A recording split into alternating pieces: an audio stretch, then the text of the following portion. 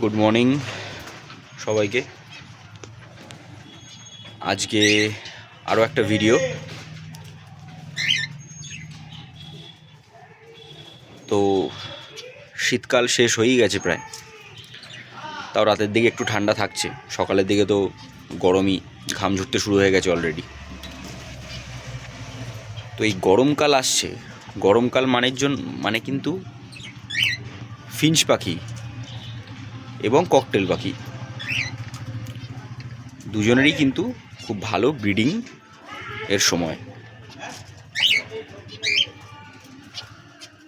তো সেটাই তোমাদের সাথে আমি শেয়ার করব। তোমরা আগেই দেখেছো যে আমি আমার ককটেলের হাড়ি কিন্তু জানুয়ারির 15 তারিখ অলরেডি প্রোভাইড করে দিয়েছি। তো চলো আজকে ফিঞ্চের ব্যাপারে আমরা আলোচনা করব। তো বন্ধুরা, দেখতেই পাচ্ছ আমার ককটেলের দুটো পেয়ার, যাদেরকে আমি হাড়ি দিয়েছি অলরেডি। এই একটা পেয়ার, এরা দুজনই মেল ফিমেল হাড়ির ভেতর, কারণ এগ কিন্তু এরা অলরেডি লে করে দিয়েছে। আর এরা কিন্তু আমার খুব ভালো প্যারেন্টিং করে। আমার এই পেয়ার অফ ককটেলটা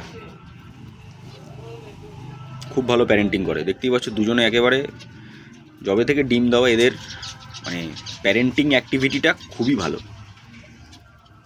খুবই ভালো।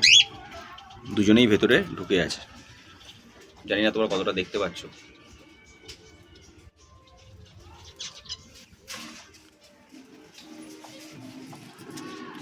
আর এই পেয়ারও এগ লে করে দিয়েছে।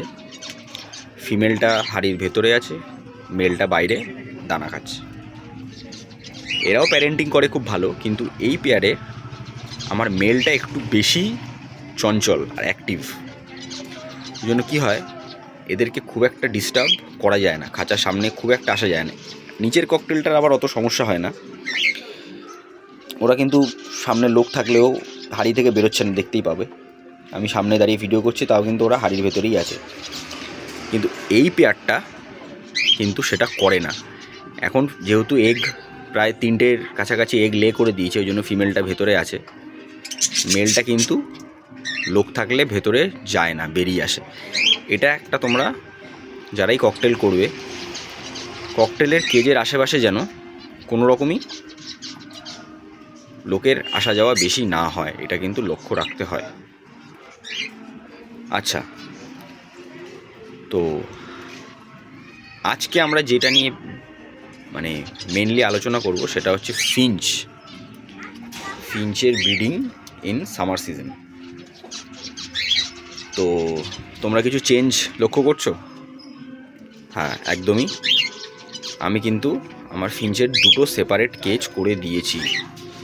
আগে কিন্তু আমার এই কেজটায় ছিল ফিঞ্চের দুজোড়া, সেটা কিন্তু আমি চেঞ্জ করে, আমার পুরনো কেজ ছিল দুটো, সেই দুটো কেজে কিন্তু দু পেয়ারকে ডিভাইড করে দিয়েছি। এটা একটা পেয়ার আর এটা একটা পেয়ার। কেন করেছি সেটাই তোমাদের সাথে আলোচনা করব আজকে। ফিঞ্চ কিন্তু সেপারেট কেজের ব্রিডিং খুব ভালো হয় কলোনির তুলনায়। 3.5 বা 3-2-2 অনেকে কিন্তু কলোনি করে এই কেজগুলোতে। সেখানে হয়তো 5 পেয়ার 6 পেয়ার ফিঞ্চ ছেড়ে দিল, সেখানে ব্রিড করাচ্ছে কন্টিনিউ। কলোনির সুবিধেটা হয় যে জল দানা একবারেই দিয়ে দিলে সমস্যা মিটে যায়, বেশি সময় লাগে না। কেজের ক্ষেত্রে তুলনামূলক একটু খাটনি বেশি করতে হয়, সেপারেট জল, সেপারেট দানা, সব কিছু। তো কেন করেছি সেটা আগে বলি। আমি ওরকমই করেছিলাম, তোমরা জানো। দুটো ঝুপড়ি, এই একটা আর ওই একটা, দুটো ঝুপড়ি আমি দিয়েছিলাম আমার এই বড় কেজটায়। সেখানে কিন্তু এরা 4জনই একটা ঝুপড়ির মধ্যেই ঢুকে বসে থাকতো কন্টিনিউ, এবং আর একটা ঝুপড়ির প্রতি কিন্তু কোনো রকম ইন্টারেস্ট কেউ দেখাচ্ছিল না। কোনো রকম নেস্টিং মেটেরিয়ালও দেওয়া ছিল, এখনও দেখতে দেওয়া আছে, শেষ হয়ে গেছে। এরা অলরেডি নেস্টিং করে ফেলেছে এটাতে।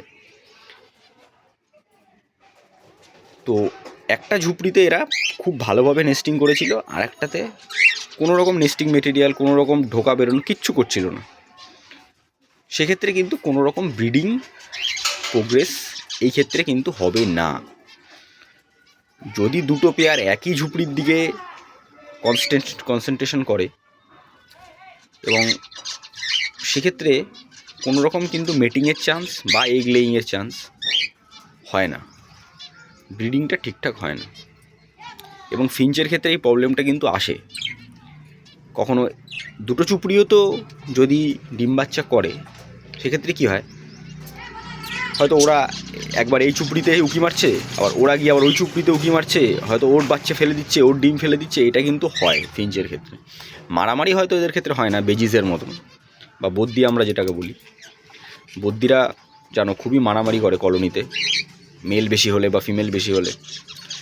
এদের ক্ষেত্রে হয়তো এটা হয় না, কিন্তু এই যে টেন্ডেন্সিটা, ব্রিডিংয়ের ডিস্টারবেন্সটা এদের ক্ষেত্রে কিন্তু খুব হয়। সেই কারণে আমি কি হয়েছে, যেহেতু গরমকাল মানে চলে এসছেই বলা যায়, আর কিছুদিন পরেই হয়তো এদের ব্রিডিং সিজন একেবারে ফুল দমে চালু হয়ে যাবে, সেক্ষেত্রে আমি সেপারেট কেজ করে দিয়েছি। এবার দেখা যাক, হোপ ফর দ্য বেস্ট, কত ভালো ব্রিড এরা করে। আমি তো খুব আশাবাদী, তোমরা কতটা সেটা আমাকে কমেন্টে জানিও। এদেরকে কি খেতে দিচ্ছি, সিড মিক্স কী দিচ্ছি, সব নেক্সট একটা ভিডিওতে আমি বানাবো সেপারেট করে, সেটাতে আলোচনা করব। তো তোমরা যদি ফিঞ্চের ব্রিড করাতে যাও বা ফিঞ্চের ব্রিড করার কথা ভাবো, এভাবে করতে পারো। সেই কারণেই এই ভিডিওটা করা। আজকের মতো এইটুকুই, আমাকে প্লিজ সাপোর্ট করো। Good day everyone.